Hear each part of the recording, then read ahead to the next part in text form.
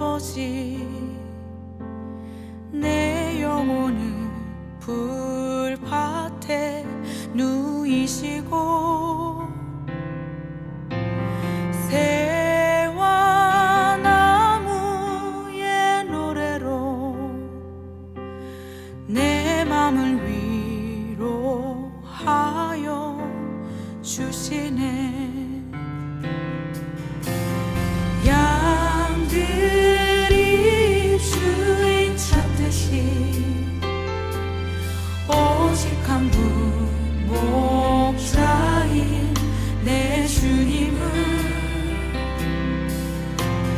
내가 찾고 또 따르니 주 곁에 나를 메어 주소서.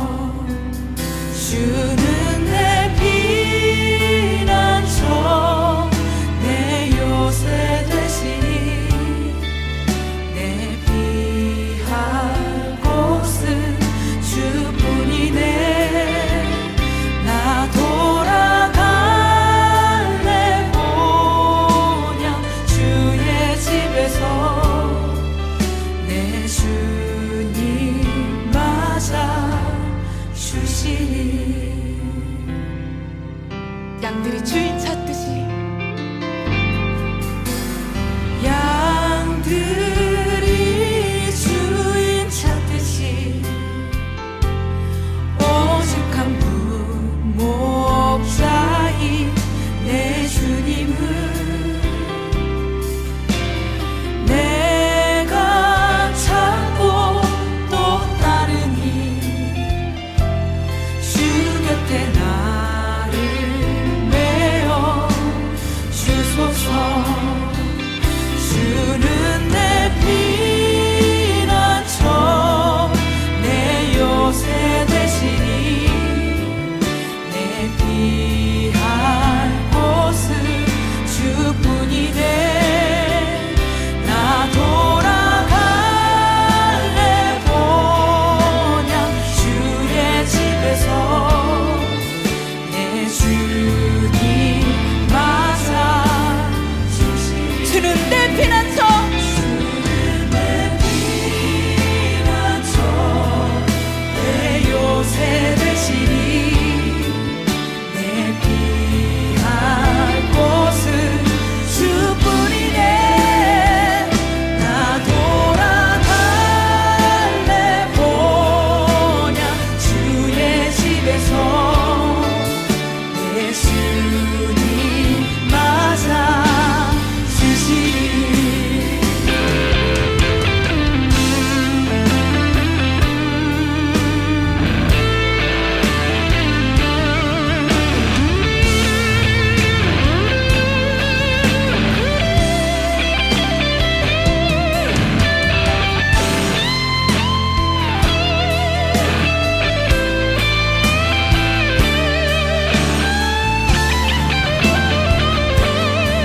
주는 내 피난처 주는 내 피난처 내 요새 되시니 내 피할 곳은 주뿐이네.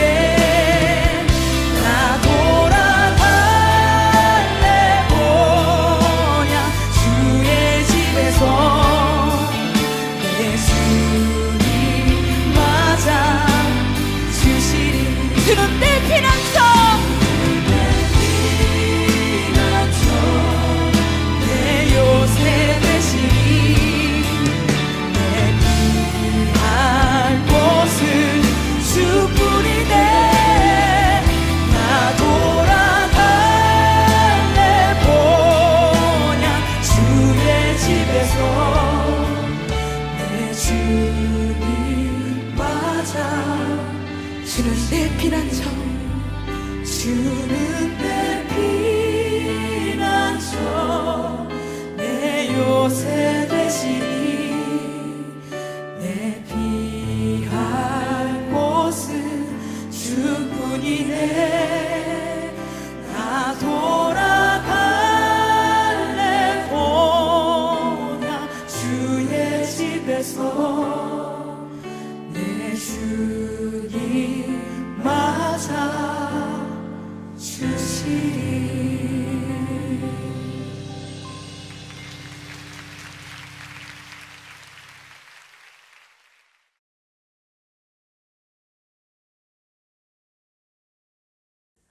지금부터 금요 기도회를 시작을 하도록 하겠습니다.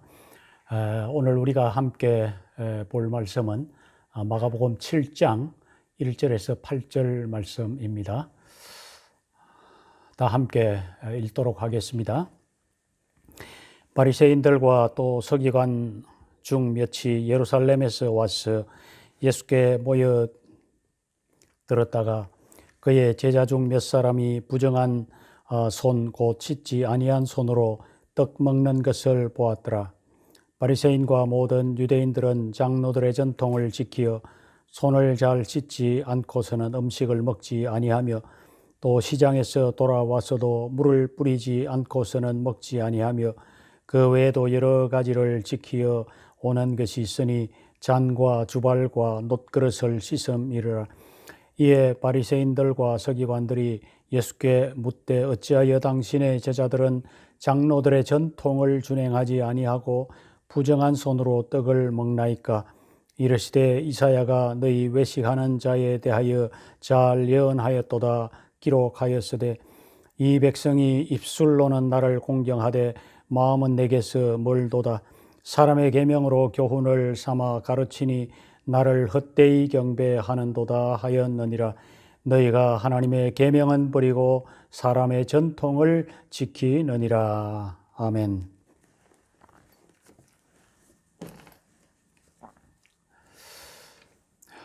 요즘 모스크바 겨울에 여러분들의 집이 따뜻한지 모르겠습니다.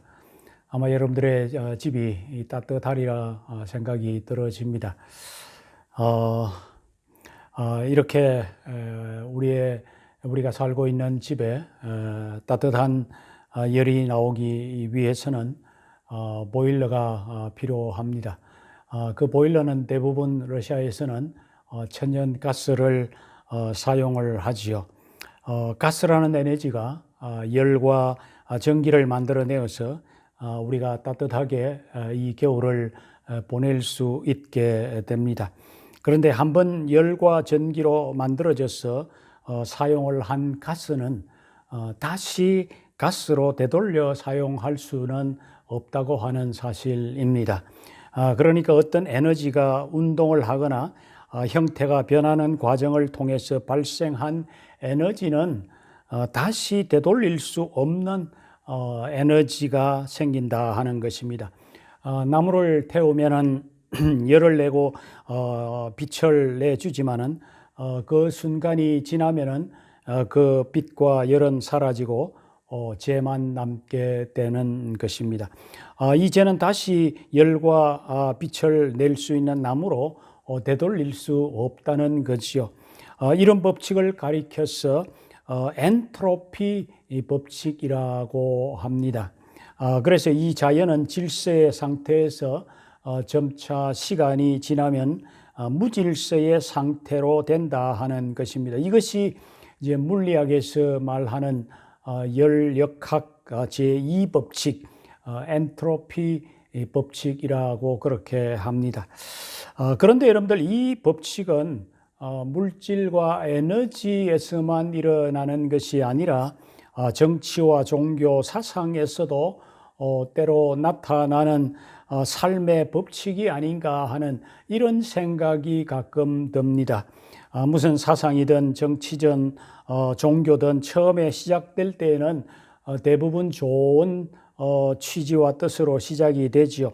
좋은 뜻으로 시작이 되면 거기에 사람들이 동조를 하고 사람들이 모여들기를 시작을 하지요. 그러면 그 사상이나 정신은 하나의 운동, 이 무브먼트가 되어서 일어납니다. 이 운동이 점차 활성화되어지고 그 집단이 거대화 되어지면은 이 운동을 유지하기 위해서 또 하나의 큰 조직체가 만들어지게 되는 것입니다.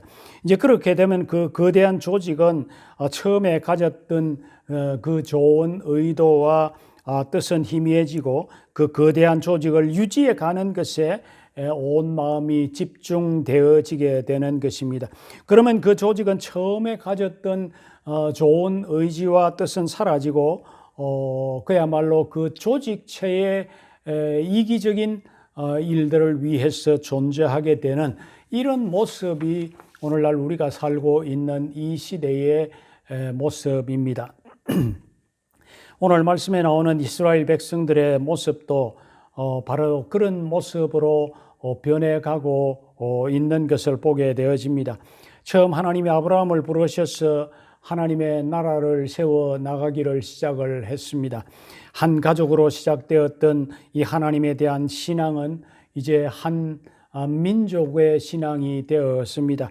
하나의 거대한 민족이 되고 보니까 하나님을 신앙하는 그 믿음보다는 민족이라고 하는 조직, 이 종교라고 하는 조직으로 인해서 내적으로 심각하게 왜곡되어져 가는 그런 모습이 오늘 말씀 가운데 기록되어져 있는 것을 우리가 읽어볼 수가 있습니다. 오늘 말씀을 보면 바리새인과 서기관들 몇 사람이 예수님을 찾아왔습니다. 1절에 보니까 그들이 예루살렘에서 왔다 이렇게 기록을 하고 있습니다. 사실 그때까지 예수님은 예루살렘에 가본 적이 없습니다.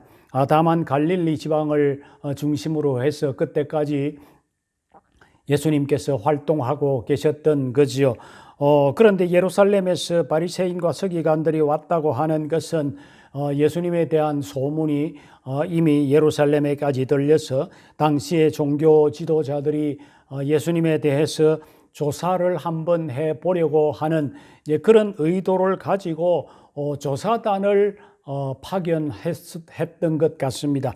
그래서 이 사람들이 예수님과 제자들의 행적을 면밀하게 조사를 하는 과정에서 한 가지 문제가 있는 것을 발견하게 되었던 거지요. 그것은 바로 예수님의 제자들이 이 장로들의 전통을 제대로 지키지 않는다 하는 것입니다.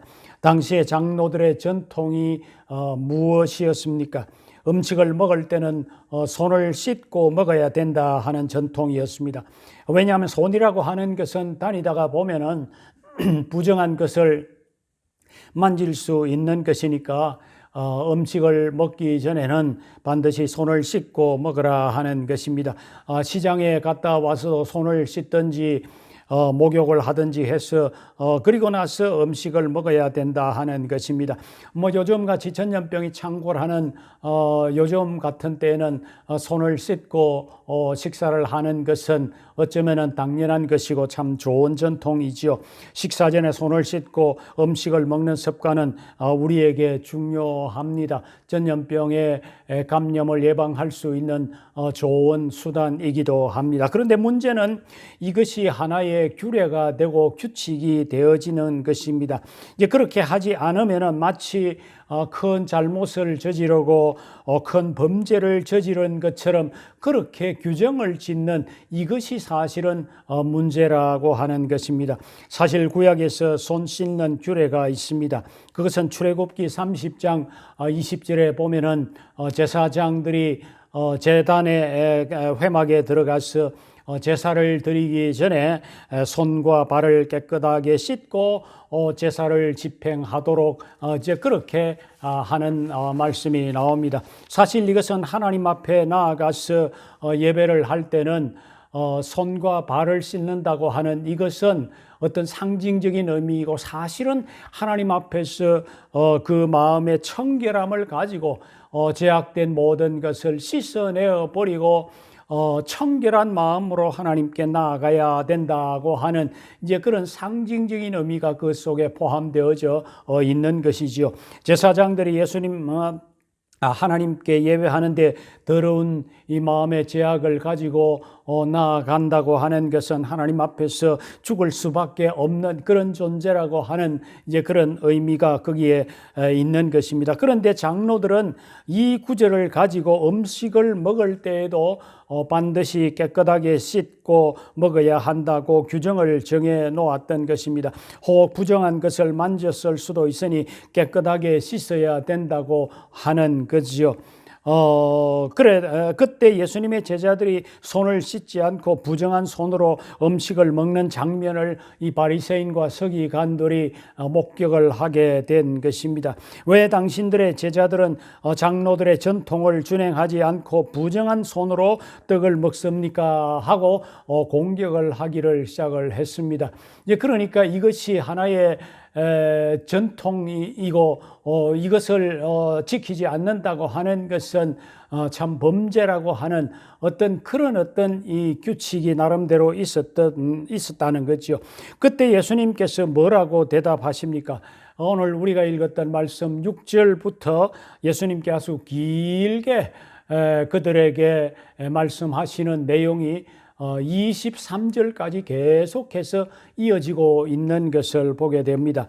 오늘 저녁에 말씀이 너무 길어서 우리가 8절까지만 읽었습니다만은 23절까지의 말씀을 여러분들이 한번 쭉 한번 읽어 보시면은 아마 오늘 말씀이 더욱더 분명하게 여러분들이 이해를 할 수 있을 것이라고 생각이 듭니다. 오늘 저녁에는 예수님이 말씀하시는 이 말씀을 가지고 예수님이 정말 말씀하시려고 하는 그 핵심이 무엇이었는가 하는 것에 대해서 우리가 좀 살펴보려고 합니다.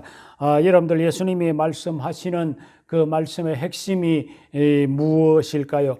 핵심은 8절 말씀에 나옵니다. 너희가 하나님의 계명을 버리고 사람의 전통을 지키느니라 그렇게 하고 있습니다. 그러면 여러분들 여기에서 말하는 이 하나님의 계명이라고 하는 것은 무엇입니까? 아까 우리가 보았던 대로 하나님 앞에 나올 때는 제사장은 물론 이제 제사를 드리러 왔던 일반 백성들도 하나님 앞에 나아가기 전에 손과 발을 씻어서 그 마음을 청결하고 깨끗하게 하는 것이다 하는 이것이지요. 그런데 예수님이 뭐라고 지적하십니까? 6절 말씀에 보면 이사야가 했던 말씀을 인용하면서 이렇게 말씀합니다. 이사야가 너희 외식하는 자에 대해서 잘 예언하였도다 기록하였으되 이 백성이 입술로는 나를 공경하되 마음은 내게서 멀도다. 사람의 계명으로 교훈을 삼아 가르치나 나를 헛되이 경배하는도다 하였느니라. 그러니까 예수님은 그들의 속 마음을 꿰뚫어 보신 거지요.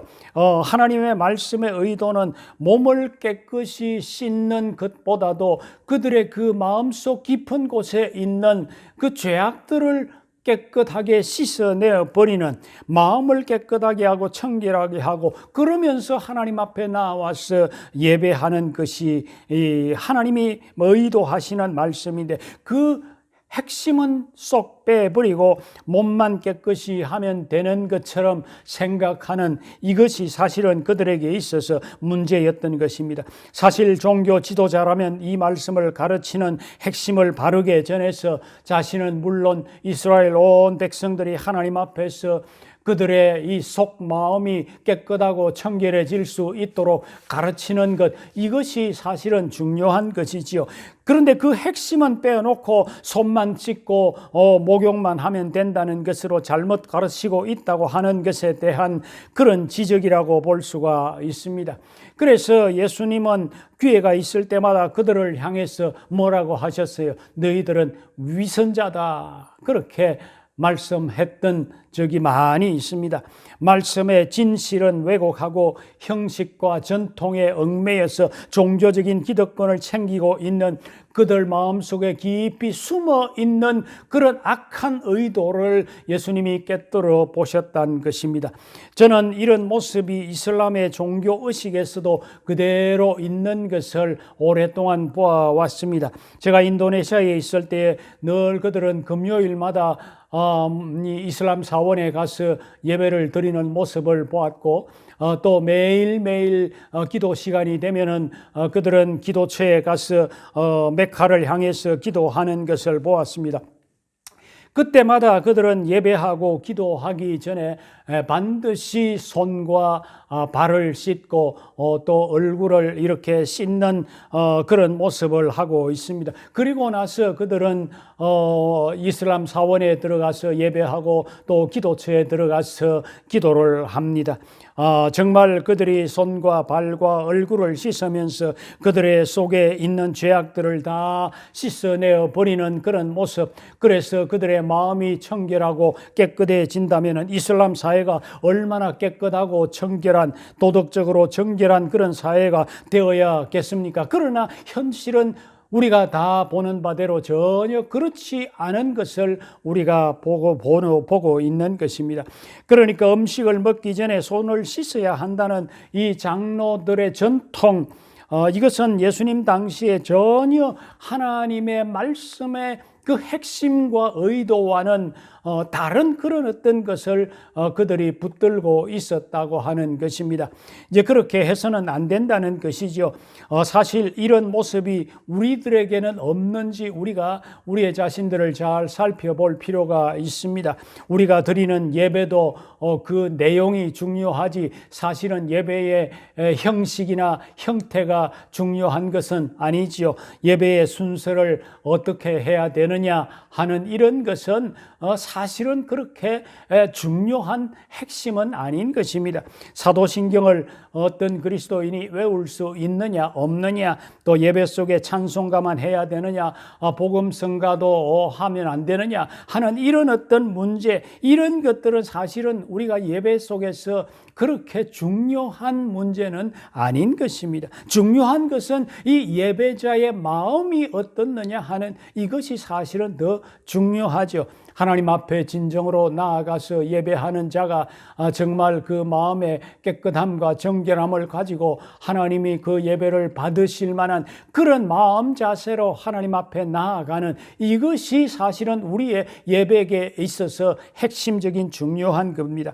우리가 흔히 벽에 걸어놓는 이 십자가, 또 여자분들이 또 때때로 또 목에 거는 이 금목걸이, 십자가의 그 목걸이, 뭐 이런 것 뭐 달고 벽에 걸어놓고 또 목에 걸고 다니는 것 참 좋습니다. 그러나 아무리 십자가를 벽에 걸어놓고 목에 이 십자가의 목걸이를 하고 다녀도 우리의 마음에 정말 십자가의 죄 용서를 통해서 얻는 깨끗함과 정결함이 없다면은, 그리고 십자가의 그 능력이 그 우리의 마음속에 사실은 없다면은, 사실은 우리가 아무리 우리의 집에 벽에 십자가를 걸어두고 또 우리의 목에 십자가 목걸이를 한다고 해도 사실은 아무런 소용이 없는 것입니다.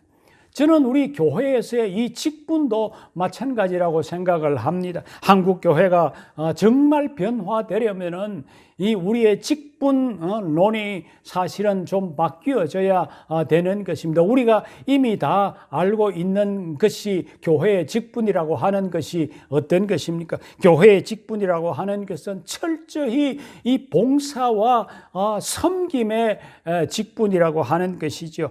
이제 이런 어떤 인식을 가지고 정말 교회 안에서 직분자가 철저히 낮아지고 섬김과 봉사를 해가는 이제 그런 모습이 되어야 되는 것입니다. 이 교회의 직분이라고 하는 것은 절대로 명예가 아니라고 하는 것 우리가 다 그렇게 알고 있습니다. 그 직분 속에 담겨 있는 내용이 없는 직분이라면은 사실은 그 직분이 사실은 아무런 의미가 없는 겁니다. 그러니까 교회의 직분은 진정한 섬김과 봉사가 그에게 있을 때에 그 직분이라고 하는 것은 가치가 있는 것이고 의미가 있는 것이라 하는 것을 우리가 분명히 좀 기억을 했으면 좋겠습니다. 예수님이 지적을 하는 것은 오늘 우리가 읽지는 않았습니다만은 바로 뒷부분으로 가서 읽어보면은 당시에 흔하게 있었던 이 고르반이라고 하는 제도입니다. 이 고르반에 대해서 예수님이 오늘 말씀에 9절부터 13절까지 길게 말씀을 하고 있습니다. 이 내용의 핵심이 뭐냐 하면은 여러분들 10계명에서 제4계명으로 내 부모를 공경하라 하는 이런 말씀이 있죠. 이 내 부모를 공경하라고 하는 이 말씀 따라서 참 자녀들은 부모의 필요를 도와드리는 것은 당연한 그런 일입니다. 그런데 당시에 이스라엘 사람들이 부모님의 필요를 도와드리는 것을 하고 싶지 않은 그런 마음을 가지고 있는 사람들이 때로 있었던 것 같습니다. 그래서 내가 하나님께 다 드렸습니다. 고르반. 그렇게 하면서 부모님께는 아무것도 드리지 않고 있는 이제 이런 모습이 이스라엘 백성들 사이에 있었다 하는 것입니다. 하나님께 드렸으니 부모님께는 드릴 것이 없다는 말로 자녀로서의 해야 될 어떤 부모 복양의 의무를 제대로 하지 않는 그런 악한 일을 행하는 모습이 이스라엘 백성들 사이에 있었다는 것입니다. 그러니까 이 장로들의 전통인 이 고르반이 하나님의 말씀을 지키지 않도록 하는 어떤 그런 나쁜 전통이 될 수도 있는 것이라고 하는 것을 지금 예수님이 지적을 하고 있는 것입니다. 그러니까 사람들이 어떤 조직을 유지하기 위해서 하나님의 말씀을 왜곡해서는 안 된다고 하는 것을 오늘 말씀이 분명하게 우리에게 말씀해 주고 있는 것입니다. 말씀을 맺겠습니다. 여러분도 오늘날도 교회가 점점 사람들이 모여들면서 성령의 은혜가 교회를 움직여가는 것이 아니라 교회의 조직이 교회를 움직여가도록 교회의 조직이 점점 커져가고 있는 그런 모습을 우리가 때때로 보게 되어집니다. 교회를 하나의 거대한 조직으로 형성해 가는 것을 우리는 참 조심해야 됩니다. 이제 그런 의미에서 참 교회가 거대한 그런 어떤 대형 교회가 되는 그런 어떤 이것은 어쩌면은 조금 문제가 생길 가능성이 사실은 큰 것이라 그렇게 저는 봅니다. 교회의 초점은 어디에 두어야 합니까? 교회의 초점은 사실은 예수님에게 두어야 하는 거죠. 예수님이 교회의 소망이 되고 예수님이 교회의 희망이 되어야 합니다. 교회에 와서 사람들을 만나는 것이 아니라 교회에 와서는 예수님을 만나고 하나님을 만나서 예배하는 거기에 온 마음을 쏟는 그런 모습이 우리들에게 요구되는 것입니다. 저는 우리의 교회가 정말 예수님에게 모든 초점을 맞추어졌으면 좋겠습니다. 하나님께 예배하는 여기에 온 성도들의 마음이 집중되어졌으면 좋겠습니다. 오늘 말씀에서 바리새인들과 서기관들은 예수님 앞에 서 있습니다. 그들이 예수님을 만났습니다. 그러면은 정말 그들이 진정한 메시아이신 예수 그리스도를 만나고 예수 그리스도를 통한 구원의 메시지를 그들이 들어야 하는데, 그래서 그들이 변화되어져야 되는데 오히려 그들은 다른 곳에 그들의 관심이 있는 것입니다. 그들은 겨우 손 씻는 문제를 가지고 와서 열을 내고 있습니다. 사실은 이 손 씻는 문제는 비본질적인 문제이지요. 유대교 안에서도 사실은 손을 씻는 문제는 사실은 이 큰 문제가 아니라 곁가지에 불과한 그런 비본질적인 문제입니다. 그런데 이 서기관과 바리새인들이 예수님에게 나와서 겨우 손 씻는 문제를 가지고 그것을 문제 제기를 하고 있는 그런 모습을 봅니다. 진정한 본질인 예수님을 그래서 그들이 만나지를 못하고 있는 모습을 보게 되어집니다. 저는 우리들도 교회에 나오면서 본질이 아닌 비본질적인 것에 우리가 열을 좀 내지 않았으면 좋겠습니다. 교회가 서로 다투는 문제가 무엇입니까? 교회가 서로 마음이 나누어져서 참 서로 싸우고 있는 그런 문제들이 무엇입니까? 가만히 보면은 거의 대부분이 다 정말 본질과는 상관이 없는, 본질의 핵심과는 거리가 있는 그런 비본질적인 문제를 가지고 서로 싸우고 서로 나누어지고 있는 그런 모습을 봅니다. 우리의 교회는 절대로 비본질적인 것을 가지고 서로 얼굴을 붉히고 열을 내는 그런 분들이 정말 아무도 없었으면 좋겠습니다. 예수님을 만나고 그 예수님을 만난 감격으로 기쁨으로 섬기고 감사함으로 봉사함으로 성령의 은혜로 충만한 그런 교회 생활이 우리 모스크바 장로교회 모든 성도들 가운데 있게 되었으면 좋겠습니다. 오늘도 이 말씀 우리가 붙들고 정말 우리가 늘 교회 생활을 하면서 참 핵심을 붙들고 본질을 붙드는 그런 모습으로 신앙생활을 해가야 되겠습니다. 다 함께 기도했으면 좋겠습니다. 먼저 오늘 말씀을 가지고 우리가 함께 좀 기도했으면 좋겠습니다. 오늘 우리 자신을 돌아보십시다.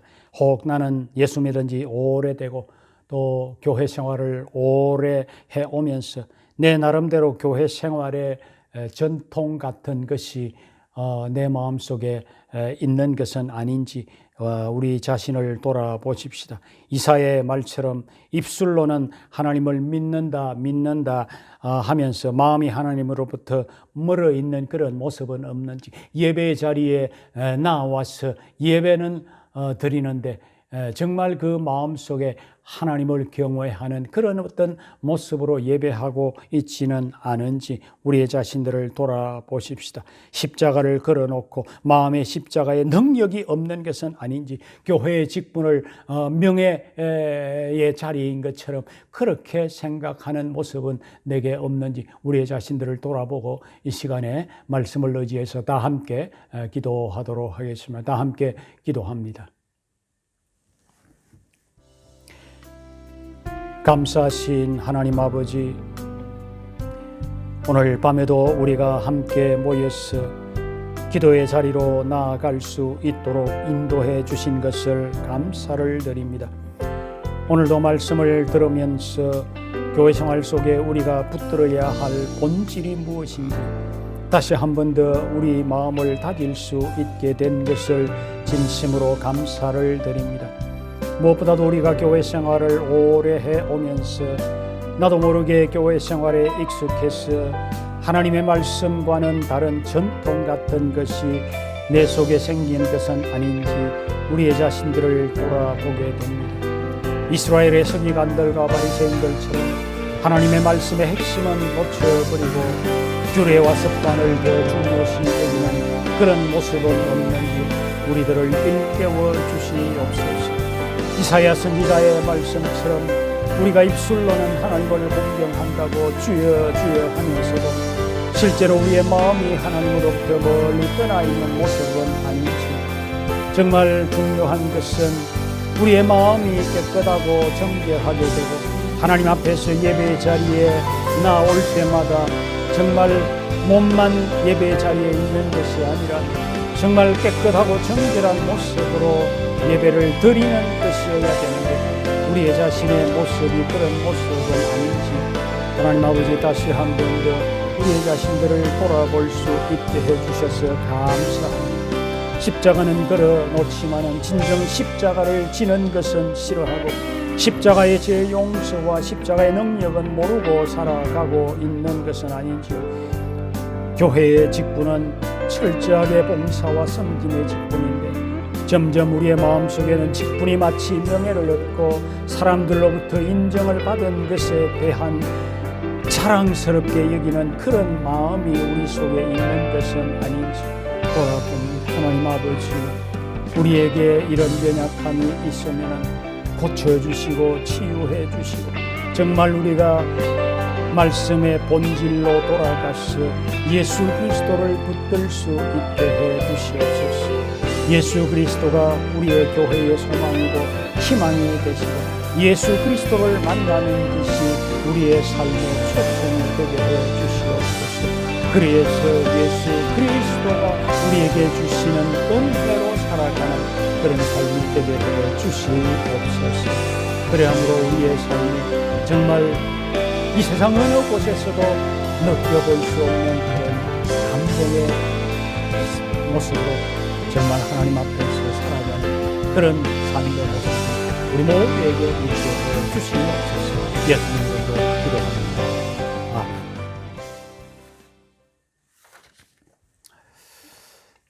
두 번째 기도 제목을 드리도록 하겠습니다. 두 번째 기도 제목은 우리가 다 아는 대로 코로나 이 전염병을 위해서 우리가 끊임없이 기도해야만 되겠습니다.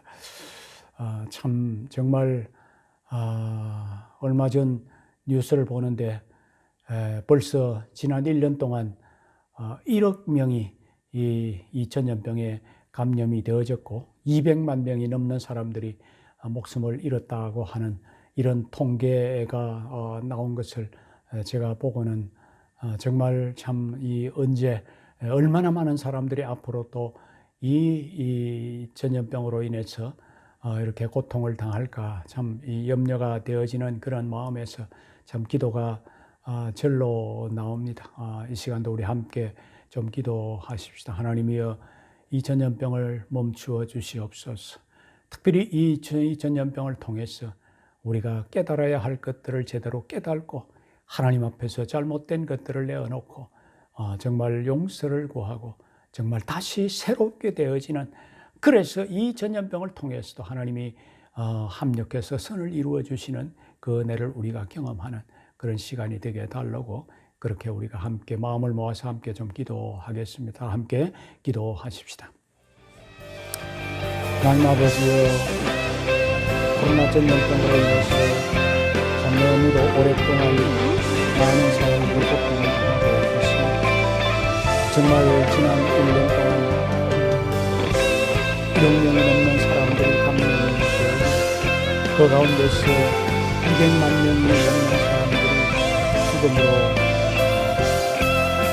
생을 마쳤습니다. 얼마나 많은 사람들이 절망 가운데 빠져 있는지 모릅니다. 지금도 일상적인 생활이 어렵고 생계가 어려워 고통되어 있는 사람들도 수없이 많이 있습니다. 자영업자들과 또 직장 생활이 제대로 되지 않은 참 그런 사람들, 정말 어느 때까지 이런 고통이 계속되어야 하나. 하나님 아버지 공부를 베풀어 주시고 우리를 불쌍히 여겨주시옵소서.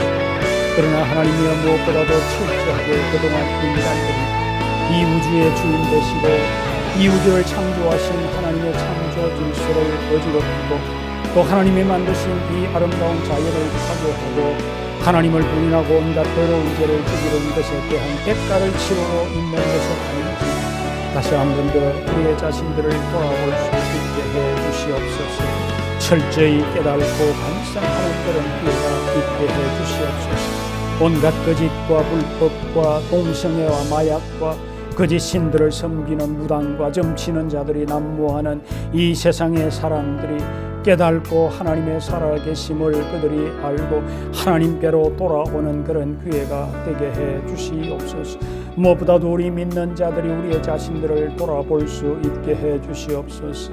그동안 너무 안일하게 우리가 하나님을 믿어왔던 것은 아닌지요. 정말 우리가 말로만 믿는다 하면서도 정말 하나님을 신뢰하지 못하고 여전히 내 힘을 믿고 내 의지와 돈을 믿고 내 자리와 권력을 믿고 그렇게 살았던 모습은 아닌지요. 하나님이여, 하나님을 예배하면서도 정말 온 마음과 힘을 다해서 예배하지 않고 오로지 예배 자리에 앉아 있는 것만으로 만족하고 있었던 그런 모습은 아닌지, 정말 하나님의 제일주의로 살아가지 못하고 내 삶에 늘 내가 먼저이고 하나님은 그 다음이라고 하는 이런 모습으로 살아가고 있었던 모습은 아닌지요. 하나님 아버지, 우리들이 깨닫게 하시고 잘못을 용서해 주시옵소서. 하나님 아버지, 우리에게 긍휼을 베풀어 주시옵소서. 속히 전염병의 확산이 멈추어져서 일상으로 돌아올 수 있게 해 주시옵소서. 많은 사람들이 고통의 절망에서 벗어날 수 있도록 좋은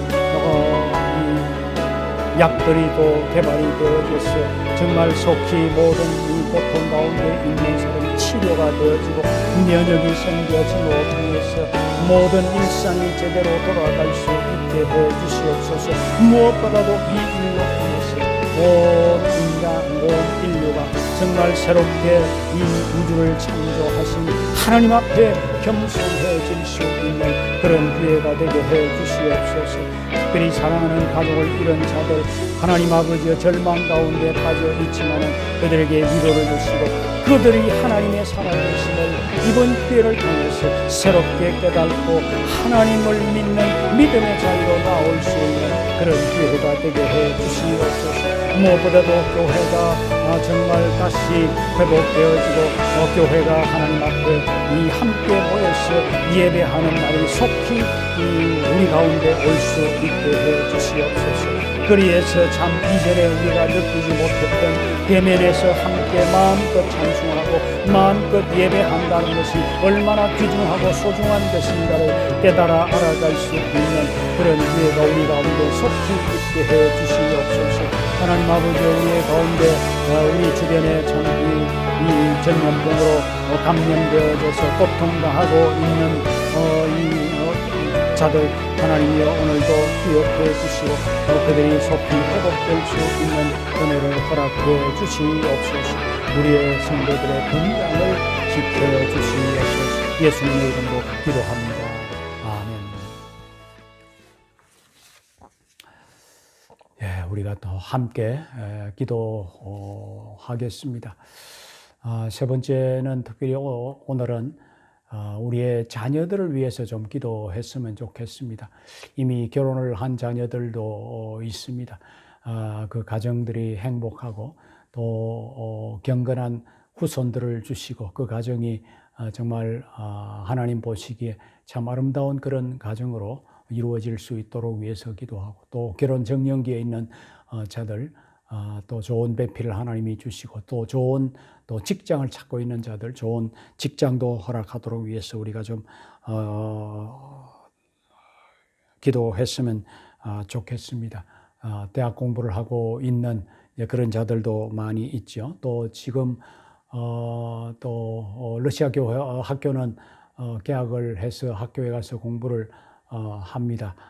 많은 또 언제 또 닫혀질지 알 수 없는 이런 상황 가운데서 또 그들이 또 이런 상황 가운데서 또 학업의 전진이 있도록 위해서 기도하십시다.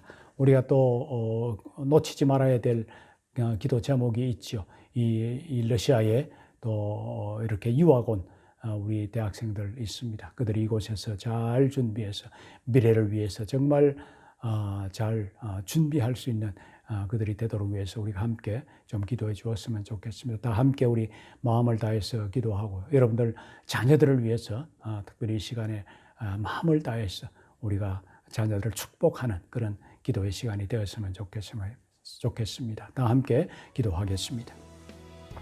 감사하신 하나님 아버지, 우리 모두에게 하나님께서 자녀들을 주셨어요.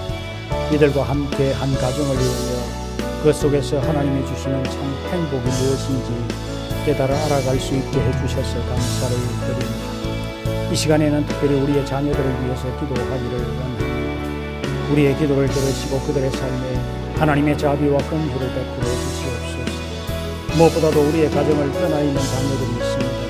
결혼을 해서 가정을 이룬 자녀들이 있습니다. 하나님 아버지, 그 자녀들이 정말 하나님 안에서 행복한 그런 가정이 되도록 그들을 이끌어 주시옵소서.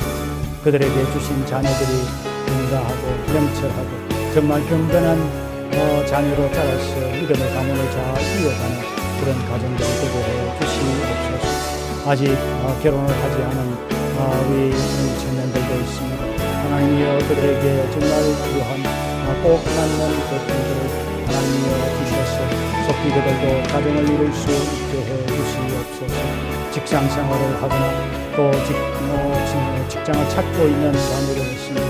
이들에게 하나님의 은혜를 베풀어 주셔서 하나님의 직장에서 역할을 그들이 잘 감당하게 하시고 또 지혜를 주셔서 정말 그들에게 맡겨지는 일을 잘 감당하게 해 주시옵소서. 특별히 직장을 찾고 있는 자들이 있으니까 길을 열어주시고 그들에게 좋은 직장, 그들에게 꼭 필요한 직장 그들에게 주시옵소서.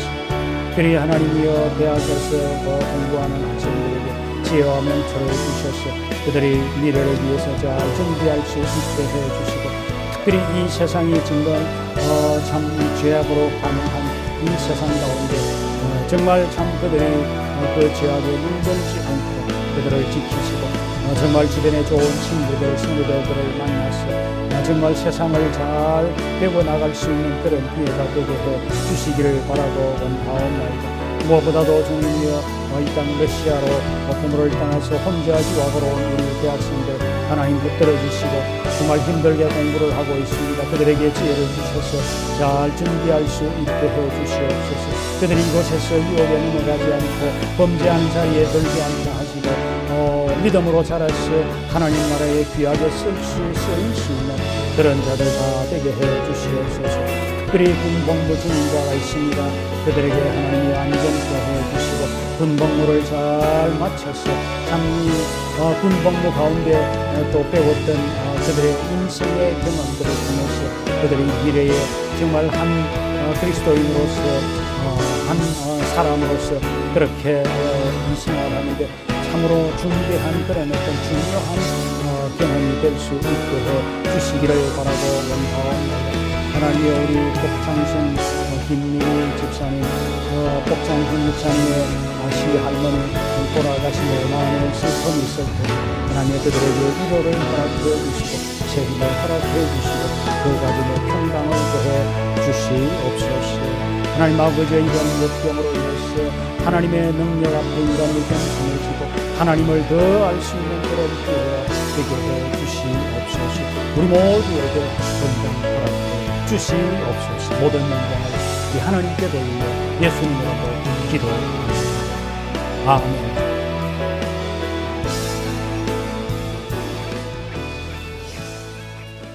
네, 예배를 마쳤습니다. 계속해서 기도하시고 자연스럽게 금요 기도회를 마치도록 하겠습니다.